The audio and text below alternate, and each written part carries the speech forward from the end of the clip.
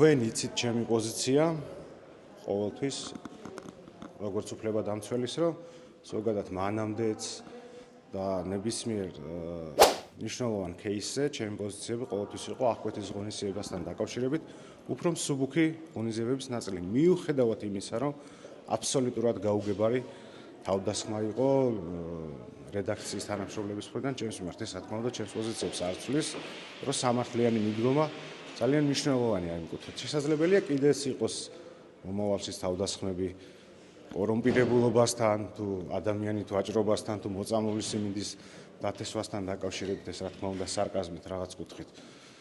დიახ, ანუ თქვენ დამცველის ჩართულობაც იცით თქვენ ამის შესახებ, სავარაუდოდ გექნებათ გაშუქებული კიდეც სასამართლო მეგობრის ინსტიტუტის ნაწილში, როცა მან მიმართა აღკვეთი ღონისძიების სახის შესვლის თაობაზე, მე ეს პოზიცია მანამდეც და შემდგომშიც გაზიარებული მაქვს სახალხო დამცველის მხრიდან აღნიშნული პოზიცია.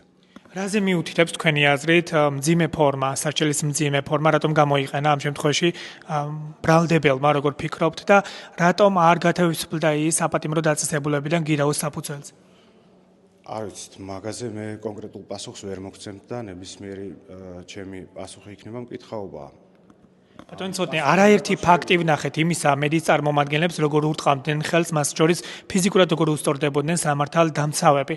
თუმცა დღემდე არ არის საგამოძიებო ორგანოში დაბარებული არც ერთი გამომძიებელი და პასუხისმგებაში არ არიან მიცემული ისინი. რასაც ვერ ვხედავთ მაგალითად მზია ამაღლობელის შემთხვევაზე. მე შემიძლია გითხრათ, ნებისმიერი შემთხვევა, რომელიც შეიცავს დანაშაულს, არის ძალადობა, არის დასაგმობი და უნდა გავემიჯნოთ, მაგრამ კონკრეტულ სამართალ წარმოებასთან დაკავშირებით მე ვერ გეტყვით რაიმე მნიშვნელოვანს, იმიტომ რომ უბრალოდ წვდომა არ მაქვს და ეს იქნება მკითხაობა.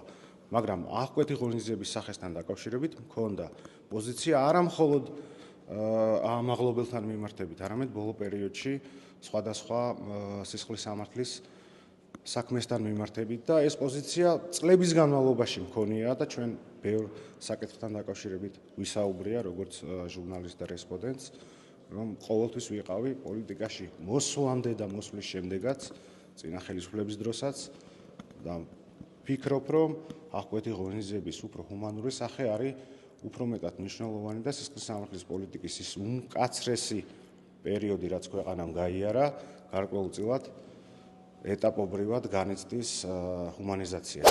მეც როგორც ერთი რიგითი ადამიანი შესაძლებელია ჩემი თხოვნა არ იყოს ღირებული, მაგრამ სიკეთეთა რანგირების პრინციპით ყველაზე მნიშვნელოვანი არის ადამიანის სიცოცხლე და ჯანმრთელობა.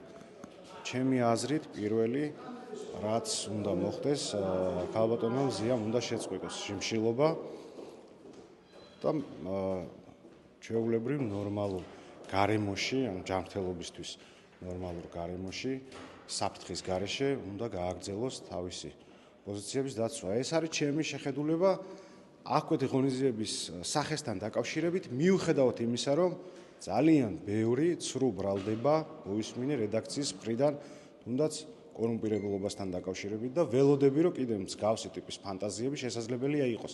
ეს არ ცვლის ჩემს პოზიციებს. ეს არის ჩემი რწმენა სისხლის სამართლის პროცესის წარმოებასთან დაკავშირებით. კეთილი, მაშინ ასე გკითხავთ, თქვენ შეაფასეთ იმ დღეს განვითარებული მოვლენები, მათ შორის მზია ამაღლობელის შემთხვევაზე, თქვენ როგორ აფასებთ, რა მოხდა იმ დღეს? რას ვაფასებთ, რა მოხდა? მზია ამაღლობელის სილის გაწვნის შემთხვევა, რა მოხდა? თქვენ რა ახსნა გაქვთ? მაშინ თქვენ ახსენეთ ეს შემთხვევა. მოტივი რა იყო ამასთან დაკავშირებით, ესეც არის სამართლებრივი შეფასების ნაწილი. სილის გაწვნის მოტივი რა იყო? მე ამას ბუნებრივია ვერ გიპასუხებთ. ყველა მოქმედებას აქვს თავისი მოტივი. ეს არის სამართლის დოქტრინაში ანბანი, რომელიც ძალიან კარგად იცის მათ შორის სამართალმცოდნეობის სტუდენტებმაც და ამასთან დაკავშირებით ახლა ჩემი შეხედულება ბუნებრივია იქნება მკითხაობა. ამის პარალელურად შინაგან საქმეთა სამინისტროს წარმომადგენლები მოქალაქეებს, ასევე მედიის წარმომადგენლებს ფიზიკურად რომ უსწორდებიან და ისინი დღემდე დაკითხულებიც კი არ არიან. ეს რაზე მიუთითებს? ნებისმიერ შემთხვევასთან დაკავშირებით ქონდა პოზიცია, მაქვს და თუ პარალელზე არის საუბარი, მაგალითად 7 ნოემბერთან დაკავშირებით, რომელიც იყო არა დაშლა, არამედ დარბევა, დარბევის შემდეგ მაღალი პოლიტიკური თანამდებობის პირების გზავნილი იყო სულის ამოხდომა. პრემიერის წარსულზე არ გეკითხებით. მე გეკითხებით თქვენი პარალელს ვავლებთ თქვენივე ხელისუფლების პირობებში არაერთ შემთხვევაზე მედიის წარმომადგენლებს ფიზიკურად უსწორდებიან, მათ შორის მოქალაქეებს თქვენ კადრებსაც ნახულობთ, ხო? და ამაზე თქვენივე ქმედებებზე რომ გაავლოთ პარალელები, სილის გაწვნა და ფიზიკური ანგარიშწორება ტოლფასია ერთმანეთისა? კიდევ ერთხელ ვამბობ.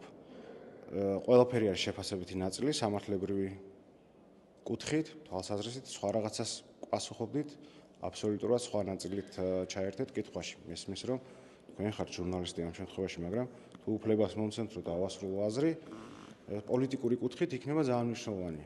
ანუ გზავნილი მათ შორის პოლიტიკური სტანდარტის დამოკიდებულება განსხვავდება ხო ერთმანეთისგან. გეთანხმებით იმაში და აქსიომა, როცა ხდება დანაშაული, უნდა მოხდეს გამოძიება. ახალი ველოსიპედის გამოგონებაზე აქ არ არის საუბარი და ძალადობა რომ არ არის მისასალმებელი, ამაზეც ვსაუბრობთ. ვიცი მხრიდანაც არ უნდა მოდიოდეს. მაგრამ ერთი შემთხვევაში თუ პარალელზე ვსაუბრობ, რომ გზავნილი იყოს სულ სამოქმედით და მეორე შემთხვევაში ვამბობთ, რომ არ შეიძლება ძალადობა და უნდა გავემიჯნოთ მათ შორის, როცა წაქცეულ ადამიანს ურტყავენ ფეხს ცნობილ კადრებთან დაკავშირებით ვამბობ. მე მგონი არის აქ პოლიტიკური თვალსაზრისით და პოლიტიკური დამოკიდებულების და შეფასების თვალსაზრისით განსხვავება. დანარჩენი კიდევ ერთხელ ვამბობ, არის რა თქმა უნდა გამოძიების ნაწილი, რომელთან მიმართებაში ჩვენ არ გვაქვს არც ზედამხედველობის ფუნქცია და არ წარმოვადგენთ მართსაჯულების რომელიმე შტოს. თუმცა ხართ დეპუტატი, თვითგამოცხადებული დეპუტატი, რომელსაც გააქვს უფლებამოსილება ამ ეტაპზე იმისა, რომ მოიკითხოთ საქმე. იმიტომ რომ არაკონსტიტუციურად შეიკრიბა უმაღლესი საბჭო და თქვენ გამოუცხადეთ საკუთარ თავს გადაწყვეტილების საფუძველზე? პრეზიდენტმა არ მოიწვია უმაღლესი საბჭოს სხდომა და თქვენ ერთი პარტიულად შეიკრიბეთ და გამოიცხადეთ ნდობა. საქართველოს საკონსტიტუციო სასამართლო მიმსჯელა ამ საკითხთან მიმართებით? მე გითხარით, რომ კონსტიტუციის მიხედვით პრეზიდენტს უნდა ჩაენიშნოს სხდომა. კონსტიტუციის უზენაესობის უზრუნველყოფის მექანიზმი ქვეყანაში არის საკონსტიტუციო სასამართლო. საკონსტიტუციო სასამართლომ მიიღო გადაწყვეტილება, ქართველმა ხალხმა გააკეთა არჩევანი და თქვენ ამბობთ, რომ არის არაკონსტიტუციური და ვარ თვითგამოცხადებული. საიდან გამოუცხადეთ ნეტა? ერთმანეთს გამოუცხადეთ ნდობა თანაპარტიულად. რას ნიშნავს? ანუ არაკონსტიტუციურად მოდით ეს შორს წაგვიყვანს, ეს თქვენი პოზიცია არის, საზოგადოებაც განმარტავს თქვენს გადაწყვეტილებას. ძალიან ახლოს ვარ და ამ შენობაში ვარ ახლა. მე არ ველოდი თქვენგან ამ შეფასებას.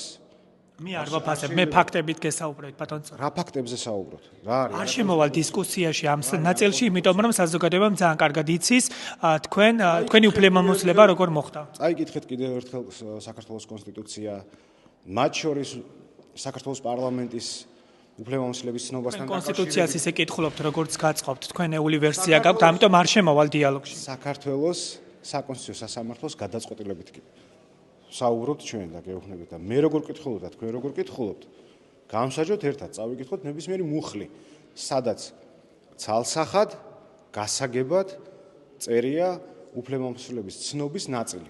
და ის საკონსტიტუციო სარჩელი, რომელიც განიხილა საკონსტიტუციო სასამართლომ, არ დააკმაყოფილა და მე მგონი ძალიან დიდი ექსპერტობა და იურისტობა ამ საკითხს არ ჭირდება. მაგრამ იმას რომ ჩვენ ვართ არაკონსტიტუციური ორგანო და თვითგამოცხადებული, ეს არის პოლიტიკური შეფასება. ეს არ არის ჟურნალისტური კითხვა. ეს არის თქვენი პოლიტიკური შეფასება, რომელსაც ვერ დაასაბუთებთ სამწუხაროდ. თვითგამოცხადებულის საფუძველზე კიდე რომ მიდიხართ პოლიტიკურ ნაწილში, ამომრჩევლის ნება, რომელიც 26 ოქტომბერს გაკეთდა, არ არის კონსტიტუციური, არ არის სამართლებრივი. თუ იპოვა ვინმე გაყალბებული 300,000 ხმა, არა უფრო მეტი დაჭირდა შემდგომში.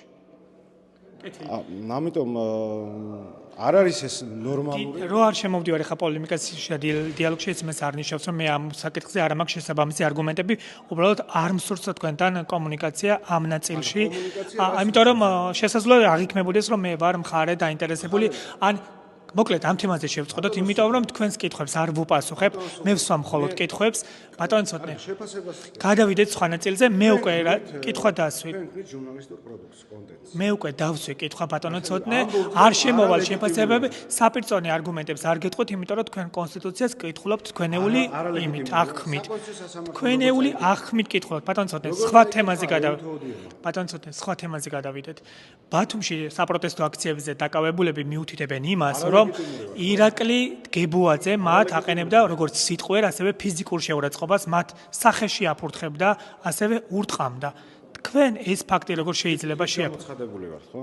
ქართულ ოცნებას წარმოადგენთ პარალელურად იმისა, რომ ხართ აჭარის არაკონსტიტუციური უმაღლესი საბჭოს თვითგამოცხადებული დეპუტატი. ვინ დაადგინა რომ არაკონსტიტუციური? თქვენ დაადგინეთ? არაკონსტიტუციურად შეიკრიბა უმაღლესი საბჭო პრეზიდენტის სხდომის ჩანიშვნის გარეშე.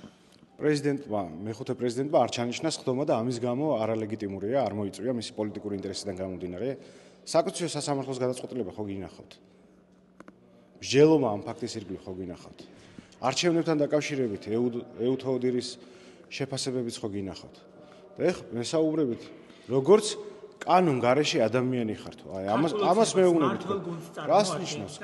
რას ნიშნავს არაკონსტიტუციური და თვითგამოცხადებული და წარმოადგენთ თქვენ ქართულ ოცნებას და ამ შემთხვევაში ქართულ კარგი, ჟურნალისტს ვესაუბრები, ხო? ჟურნალისტს ვესაუბრები. მე ასე ვიცი და ასე გიცნობთ წლების განმავლობაში, ხო თქვენ? აკეთებთ შეფასებას რომელთან დაკავშირებითაც აღიქვამთ შეფასებად ბატონო ცოტნე არ და მე როგორ არის შეფასება მე გესაუბრებით ფაქტებით როცა წარმომადგენლობით ორგანოს რეგიონალურ წარმომადგენლობით ორგანოს რომელსაც თქვენი ინტერესი გასაგებია და ამიტომ არ შემოვდივარ პოლემიკაში თქვენი ინტერესი გასაგებია და ამიტომ მხოლოდ კითხვებს ვსვამ და მაყურებელს ექნება იმის უნარი რომ განსაჯოს ვისი კითხვები არის მიკერძოება და ვისი პასუხები არის ობიექტურობა ამას მაყურებელი განშის მე სხვა რამეს გეკითხებით და სხვა საკითხზე ჩვენ ვართ კონსტიტუციის გარეშე კანონ გარეშე მყოფი ადამიანები ხო საიდან დაასკვენით თუ გეკითხებით ბატონცოტი არ შემოვალ პოლემიკაში ხა თქვენი ინტერესი ვიცი რას ნიშნავს პოლიტიკაში არ შემოვალ თქვენი ინტერესი რაც არის ვიცი მე გითხარით საჯაროდ დადასტურებული ფაქტების საფუძველზე გიწოდებთ ისე როგორც და მოგიხსენიებთ ისე როგორც არის ეს ფაქტი მე რო თქვენ გითხრათ თქვენ უკანონო საქმიანობას ეწევით არაკონსტიტუციურ საქმიანობას ეწევით. მე შესაბამისი დოკუმენტები წარმოვადგინე ჩემი საქმიანობის შესახებ და შესაბამისი მტკიცება. მე წარმოვადგენ ნებისმიერ დოკუმენტს. მე ერთპიროვნულად არ მიღია გადაწყვეტილება რომ წარმოვადგენ მედია საშუალებას. ეს არის რეგისტრირებული საჯარო რეესტრის მიერ, ბატონო ცოტნე. გადავწყვიტეთ ჩვენ რომ შემოსულიყავით კონკრეტული სახელი გვარები და თვითგამოცხადებულები ბატონო სულხან ახლა მიპასუხეთ ამ კითხვაზე რა. არ გიპასუხებთ, იმიტომ რომ ვიცი ახლა თქვენი ინტერესი რაც არის ბატონო ცოტნე, ამიტომ არ გიპასუხებთ მაყურებელმა განსაჯოს ამ შემთხვევაში ვინ რას პოზიციაზე არის და ვინ რას ამბობს. მე კანონ გარეშე საქმიანობას ეწევით. თქვენ. გასაგებია თქვენი მოსაზრება. კანონ გარეშე საქმიანობას ეწევით. გასაგებია მოსაზრება. შეგიძლიათ სახელმწიფოს წარმოადგენთ. კანონ გარეშე მართალ საქმიანობას წარმოადგენ, ხო? არ არის გამორიცხული რომ ეს რა გვი საქმიანობაც ამიკრძალოთ უკვე ამ ეტაპზე და ამ კონდიციაში ვართ ამ ქვეყანაში. ესეც არ გამოვრიცხავ. ესეც შეფასებაა, მაგრამ კიდევ ერთხელ რომ დაუბრუნდეთ. მე რო თქვენ ახლა გითხრათ რომ არაკონსტიტუციურ საქმიანობას ეწევით, თქო, თქვენ ბუნებრივად გექნებათ შესაბამისი რეაქცია და ჩემი რეაქცია ნუ გიკვირთ. არ მიკვირს.